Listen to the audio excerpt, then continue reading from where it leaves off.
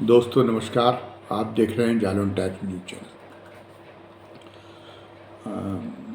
Samajwadi party के नेता और प्रदेश के पूर्व मंत्री स्वामी प्रसाद मौर्य का रामचरितमानस के मामले में लिया गया स्टैंड बड़ा चर्चित रहा था, लेकिन अब ये उनके लिए कानूनी मुसीबत का कारण बन गया है।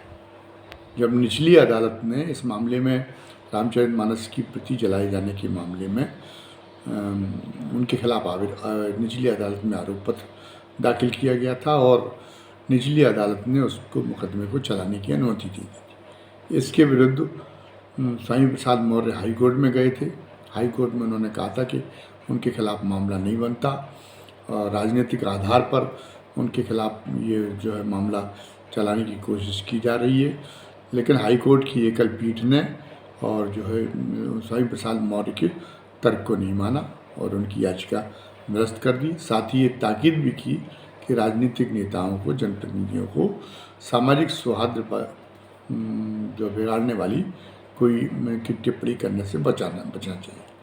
स्वामी प्रसाद मौर्य के खिलाफ का सिर काट कर लाने का एक अयोध्या के एक मोटा इनाम भी घोषित कर दिया था। अन्य जगह से भी उनके खिलाफ धमकियाँ आई थी। खुद उनकी जो समाजवादी पार्टी है, समाजवादी पार्टी में शिवपाल यादव उनके विरोध में खड़े हो गए थे। जो राष्ट्रीय अध्यक्ष समाजवादी पार्टी के अखिलेश यादव के बड़े चहेते विधायक हैं, मनोज पांडे भी उनके विरोध में खड़े हो गए थे।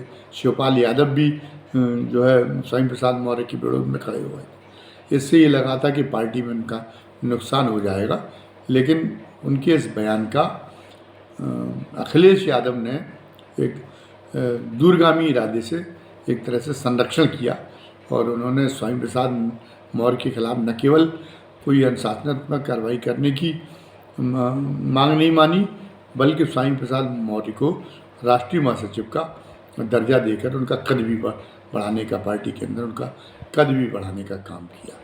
लेकिन इसके बाद में स्वामी प्रसाद मौर्य से संभवतः अखिलेश यादव ने ये कहा था कि अब थोड़ा वो रामचरितमानस को टिप्पणी लेके थोड़ा संयत रहें। लेकिन स्टैंड बदलने की बात नहीं हुई थी, तो वो कुछ दिनों से खामोश हो गए थे।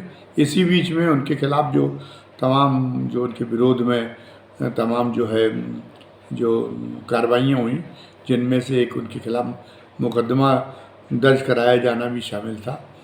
उन कार्रवाइयों के मामले में उनका कार्रवाइयों का तो नतीजा सामने आना ही था और स्वामी प्रसाद मौर्य जो निचली अदालत ने उनके खिलाफ मुकदमा चलाने की अनुमति दी थी, वो यही सोच के हाई कोर्ट के सामने कही थी। लेकिन हाई कोर्ट ने उनको कोई रियायत देने से मना कर दिया और अब उनके खिलाफ मुकदमा चलेगा।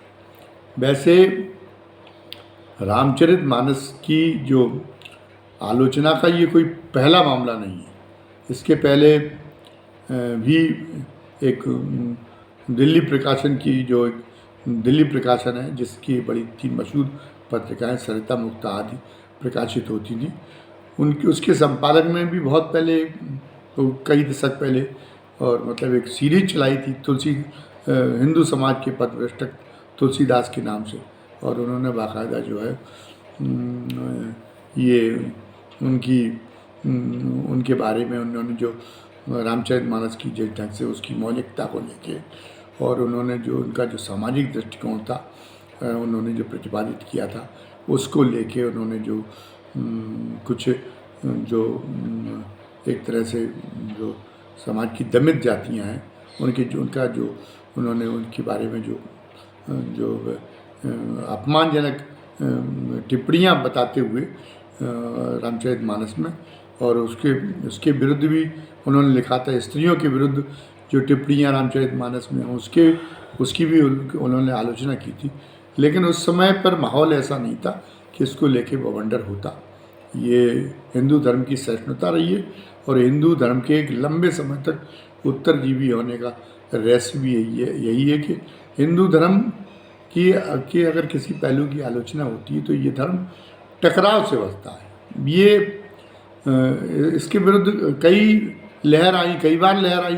बौद्ध धर्म भी अपने आप में जो है वो एक तरह से जो वैदिक धर्म था उसके खिलाफ उसकी उसके उपदेश थे, उसकी जो मान्यताएं थी वो उसके खिलाफ थी। लेकिन एक समय पे ये लगा कि दोनों धर्मों के बीच में बड़ी प्रतिद्वंद्विता की स्थिति हो गई थी। अब ये कहा जाता है कि इसमें हिंसक संघर्ष भी हुए। अब इसमें कितनी सत्यता है और कितना जो है मिथक है, कितनी किंवदंती है, ये एक बात अलग है। लेकिन एक द्वंद्वात्मकता की स्थिति रही थी। लेकिन बाद में हिंदुओं ने वही अपना तरीका अपनाया, हिंदू धर्म ने, कि उस द्वंद्वात्मकता को बढ़ावा देने की बजाय धैर्य से उसने इंतज़ार किया और इस जो आंधी आई थी बौद्ध धर्म की, उस आंधी को गुजर जाने दिया। और गुजर जाने के बाद में फिर उनकी तमाम जो शिक्षा, जो हिंदू धर्म विरोधी उसका स्वर था, उसको विलोपित कर दिया, उसको मंद कर दिया और बुद्ध को भी विष्णु के अवतार के रूप में अपने में अडॉप्ट कर लिया। तो बात ही ख़त्म हो गई। इस ढंग से और भी हुए। आज आधुनिक काल में भी रामचरितमानस के खिलाफ और हिंदू धर्म की जो तमाम सारी कथाएं हैं उनको लेके आलोचना होती रही। ललित सिंह यादव ने एक सच्ची रामायण लिखी थी, उसमें भी बड़ी आलोचना हुई थी राम कथा की, लेकिन और उस पर प्रतिबंध भी लगा दिया था उत्तर प्रदेश की सरकार ने उस समय। लेकिन उस समय अदालतें भी उस ढंग की थी कि उन्होंने उस प्रतिबंध को जायज़ नहीं माना था और उसको फिर प्रतिबंध से मुक्त कर दिया था। ललित सिंह यादव की किताब थी। ऐसे बहुत सारे समाज सुधारक रहे। कबीर दास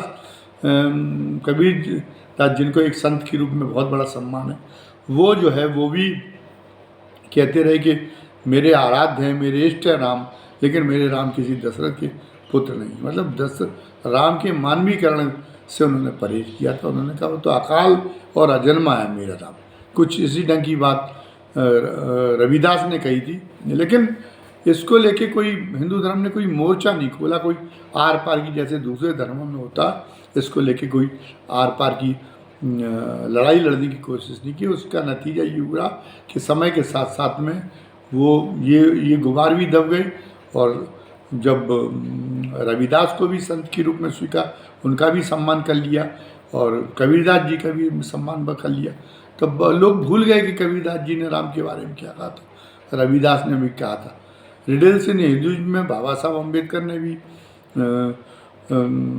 राम कथा और कृष्ण कथा की बड़ी निर्मम चीर फाड़ की है।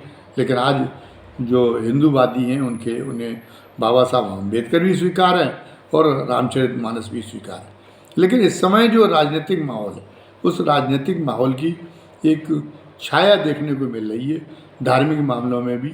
और वो हिंदू धर्म की में हमने जो कहा कि जो परंपरा रही, जो रीति रही है और जो उसका रवैया रहा है, उसके पहली बार उसके विरुद्ध है कि वो मतलब अब वो एडामेंट हो जाता है कि नहीं, हम उस विरोध को कुचल देंगे कि हमारे धर्म के विरोध में अगर कोई आवाज़ उठेगी तो वो उसको कुचल देंगे। तो बड़ी ही जो है कटु टिप्पणियाँ स्वामी प्रसाद मौर्य के लिए कही गई। और जो हिंदू धर्म का चरित्र नहीं है कि ये कहा गया कि उनका सिर काट कर लाएगा तो इतने का इनाम दिया जाएगा, ये ढंग की बातें कही गई।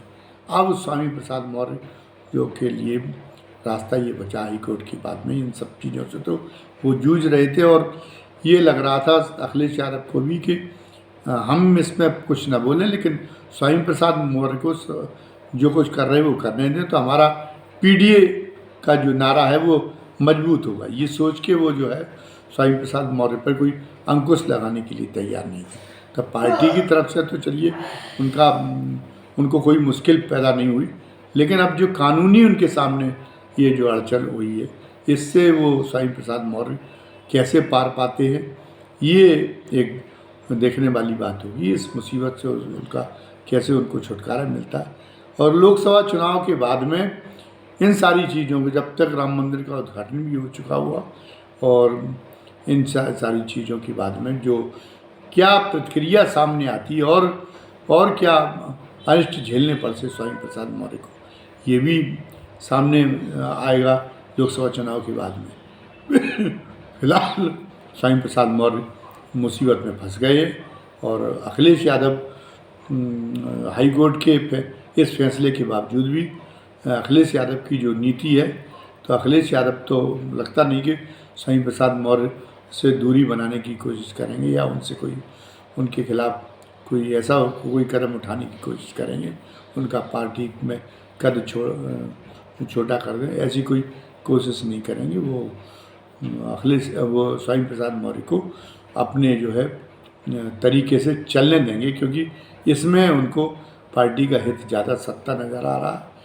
लेकिन अब स्वामी प्रसाद मौर्य का क्या असर होता है, क्या बचाव होता है, क्या वो इसे लेके हाई कोर्ट की जो एकल पीठ का फैसला इसे लेके सुप्रीम कोर्ट में जाएंगे, और क्या सुप्रीम कोर्ट को भी इस मामले में, सुप्रीम कोर्ट की भी अब सहिष्णुता जो पहले इन सारे मामलों में रहती थी एकदम, तो चाहे महारानी का मामला हो, चाहे कोई धार्मिक मामला हो, जिस ढंग से सुप्रीम कोर्ट सामने आ जाता है कि नहीं, राहुल गांधी के मामले में भी अदालत नहीं, कोर्ट जिस तरीके से सामने आ जाते, जिस तरह से न्यायपालिका का जो एक रुख बन गया है, और जिसमें सुप्रीम कोर्ट भी कई बार शामिल दिखाई देता, तो सुप्रीम कोर्ट से भी कोई उनको राहत मिल पाएगी स्वामी प्रसाद मौर्य को, अगर वो सुप्रीम कोर्ट का दरवाज़ा खटखटाते हैं।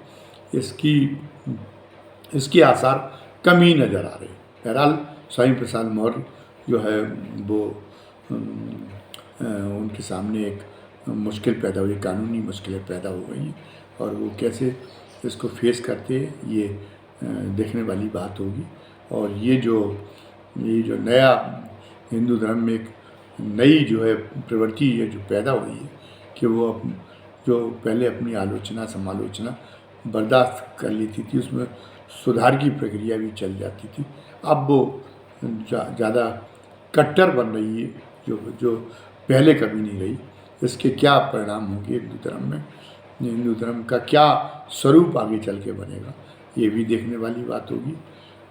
धन्यवाद। आपको कहने के पहले फिर आपसे वही एक निवेदन करना है कि आप हमारे चैनल को सब्सक्राइब करें, हमारे चैनल को लाइक करें, और हमारे चैनल और कमेंट बॉक्स में जाके कमेंट भी लिखें जो हम वीडियो डालते हैं, और सब्सक्राइब करने के बाद में बेल आइकॉन दबाएं ताकि हम जो नया वीडियो डालें उस नए वीडियो का नोटिफिकेशन आप तक पहुंचाया करें। धन्यवाद। जय हिंद, जय भारत।